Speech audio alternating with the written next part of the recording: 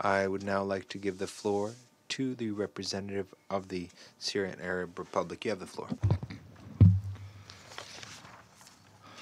شكرا سيد الرئيس على عقد هذه. Thank you, President. Firstly, for having convened today's very important meeting. My thanks also go to Ms. Kelani, thanking her for having participated in this morning's meeting. President, some 5 years ago, on the 22nd of February 2014, to be precise, 2014, the Security Council adopted Resolution 2139 on the humanitarian situation in my country, Syria. Allow me, at this juncture, to recall some of the words I uttered from this same table in the same chamber during the adoption of that resolution 2139. Humanitarian support for Syrians will only be delivered fairly, effectively, efficiently, and correctly if actions are commensurate with words, and as only if we refrain from politicizing humanitarian action, and only if we put an end to terrorism. The actions of armed terrorist groups, including those linked to Al-Qaeda, are the main source of the humanitarian suffering of the Syrian people. End of quote. I will briefly today explain why I have chosen to repeat something that I said some 5 years ago. And I will do that by addressing the three following points. First, 5 years ago, we stated that humanitarian assistance for Syrians would only be delivered fairly effectively and efficiently if actions were aligned with words. And that point is still true and valid today.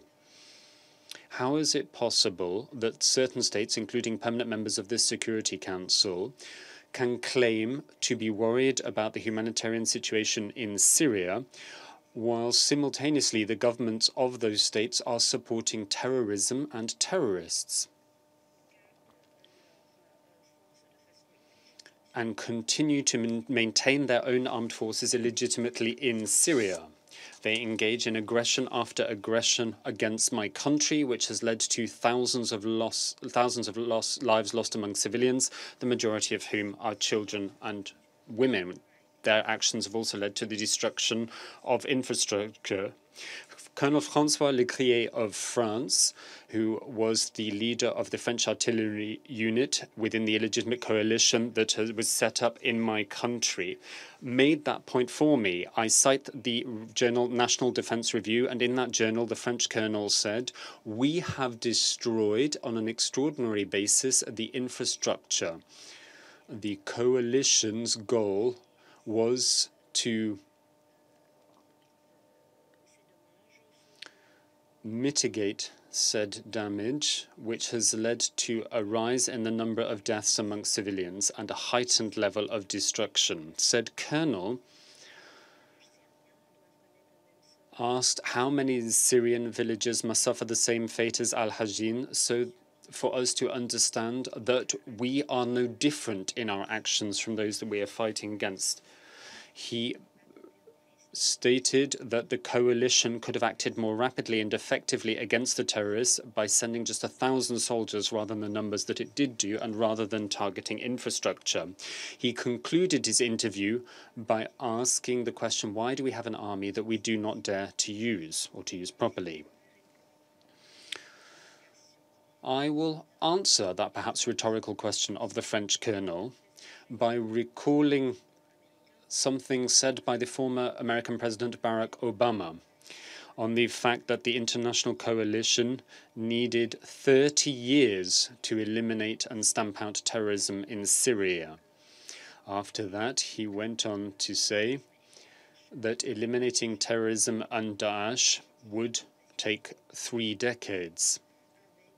So President Obama agrees with Colonel Lecrier that the action of the international coalition was in no way fit for their stated goal. And this simply underscores something that we have said repeatedly, that the goal of the international coalition was not to combat terrorism, but rather was targeting the resources of the Syrian state and to prolong the war that had been imposed by outside forces on the Syrian government, and to drown the countries and the countries of the region in ongoing chaos. In that understanding, how can members of the Security Council claim to be troubled by the humanitarian situation in Syria, given that their governments have imposed unilateral economic sanctions on Syrians, sanctions which affect all levels of daily life and all aspects of daily life and prevent ordinary civilians from having access to food, medicines, particularly that needed by their children? This leads to unimaginable suffering, these unilateral economic sanctions, particularly in the fierce and harsh winters that we suffer in Syria. There have been barbaric and ad hoc sanctions targeting the electricity and gas sectors of our society, which have only exacerbated the suffering, particularly in the extreme temperatures. This is economic terrorism, which is unfair and illegitimate. Far from engaging in self-criticism or taking steps to rectify the errors for which they are responsible, and admitting to, owning up to, and rectifying one's mistakes is a very noble task, as an Arab proverb has it. This is not what is being done. And when we say economic terrorism, we're not over-egging the pudding, because what is being proposed and pursued by certain states, particularly when it comes to assistance that they are offering with the right hand, means that with the left hand they are taking away twice the value of the aid that they are offering as a result of the damage caused by their coercive measures, which have damaged and sunk below the waterline our national economy and caused such damage to our infrastructure. Secondly, 5 years ago, we said that humanitarian assistance in Syria could only be delivered on a fair and effective basis if it was free from any politicization of humanitarian issues. And that statement is as true today as it was 5 years ago. How can the humanitarian co-pen holders within the Security Council discharge their duties whilst ignoring the need to consult and coordinate with the Syrian government? We understand that states have the right to govern and manage their bilateral relationships as they choose and according to their own national interests. And that is as true of us as it is of any government. Our foreign policy as the Syrian Arab Republic follows that principle of our sovereign rights. Becoming a member of the Security Council imposes upon the members of this august body the responsibility to engage with and consult with countries concerned by conflicts that are on the agenda of the Security Council, so that they can better understand the concerns and worries of those states and the difficulties that they are faced with, so that the members of the Security Council can discharge their duties in line with the principles of the Charter of the United Nations, rather than being free to pursue their own narrow national agendas. Belgium, one of the humanitarian co-pen holders, expressed its deep-rooted concern in light of what it called Syrian refugees, and it talked about a figure of 25 million Syrian refugees who have left, 25,000 who've left Al-Hajin to reach the Al-Hole camp, which is in Syria. Both of these places are in Syria. They're not in California. They're not in Florida. So these are not refugees that we're talking about. He expressed his sorrow about the deaths of some 60 children on the road from Hajin to Al-Hole, all of those children Syrian. I would like to confirm to my colleague, the ambassador of Belgium, that many of those whom he described as Syrian refugees are not Syrian. In fact, they're European. They may well be internally displaced, but many of them are European. Many of them come from Belgium, from France, from Spain, from Sweden, from Germany, and from the United Kingdom. I'm talking here about thousands of terrorists and thousands of civilians who are their family members traveling with them in their caravans, not Syrians, although internally displaced within our country. I didn't hear my Belgian colleague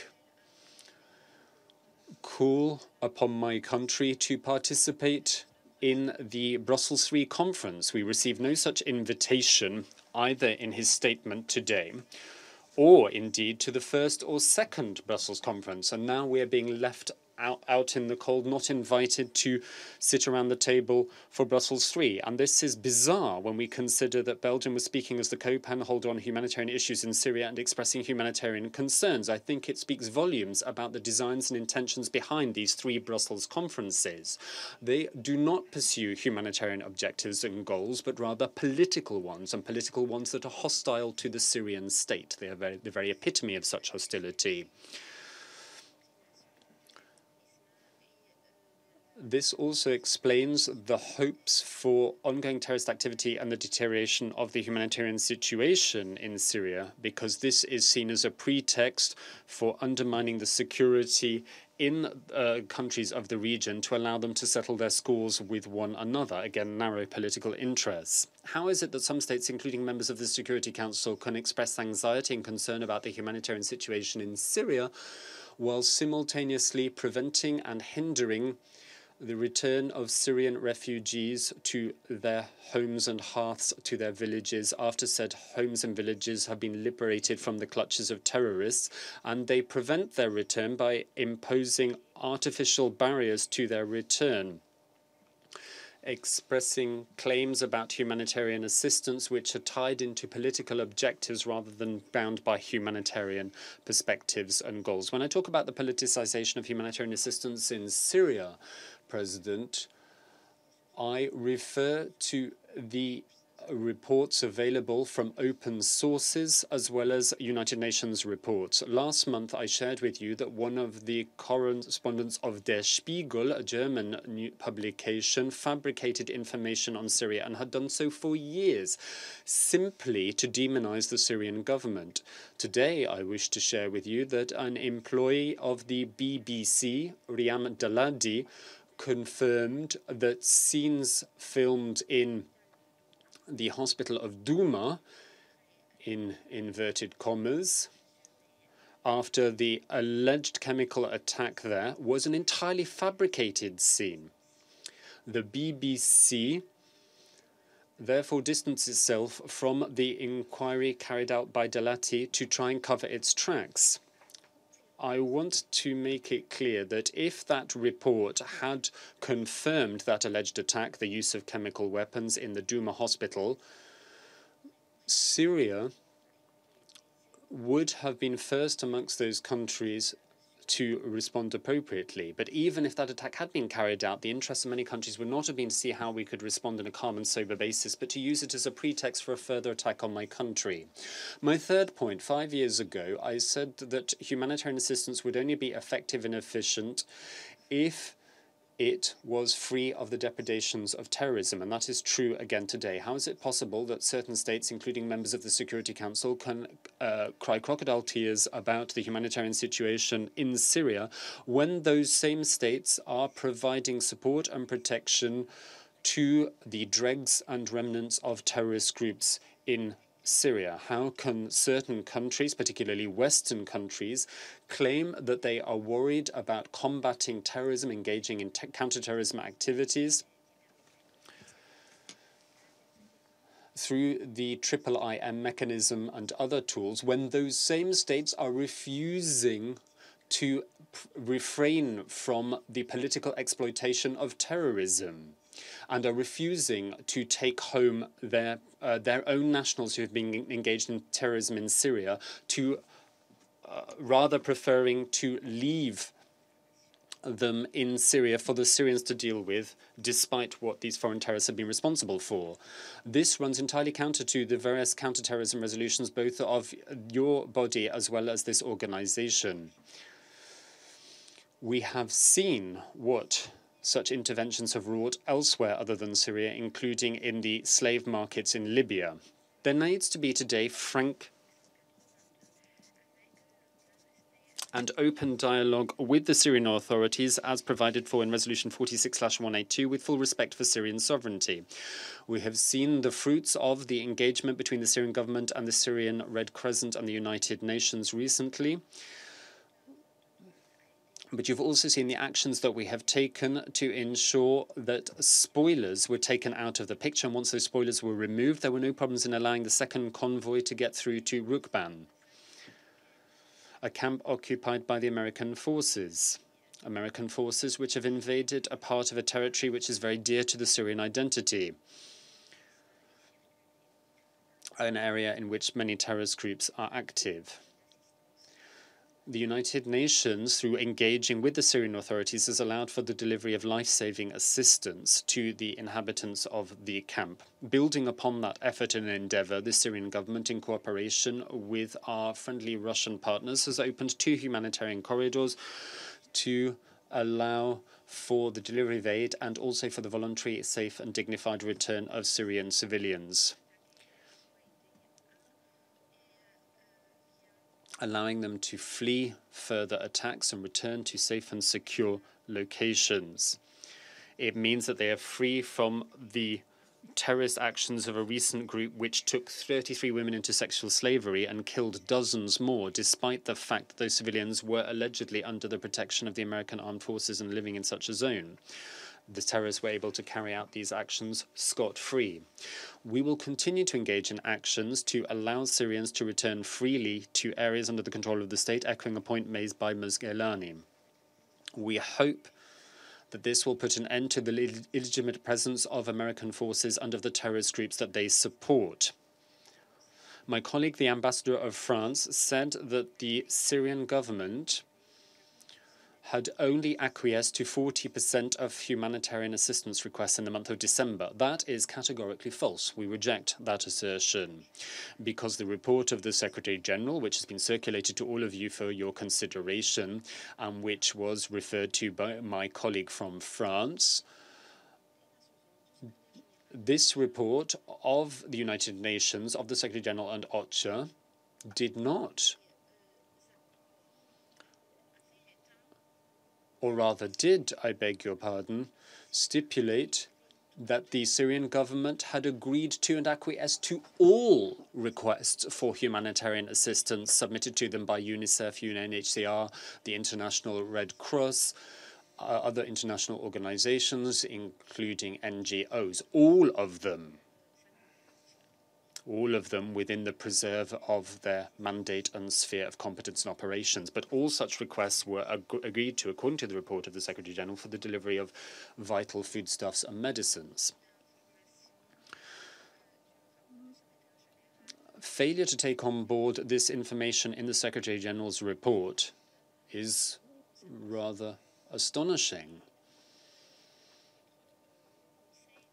Your Security Council must uphold the principles of the Charter and the standards of international law and ensure that humanitarian assistance is not used as a pretext to interfere in the internal affairs of states or to undermine the activities of states, which is something we see repeatedly and we're seeing again today in a blatant and flagrant way in Venezuela.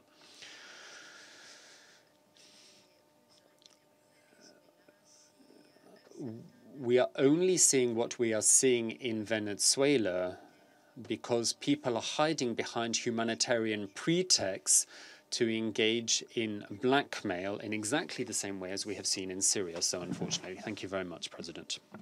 I want to thank the representative of the Syrian Arab Republic for his statement.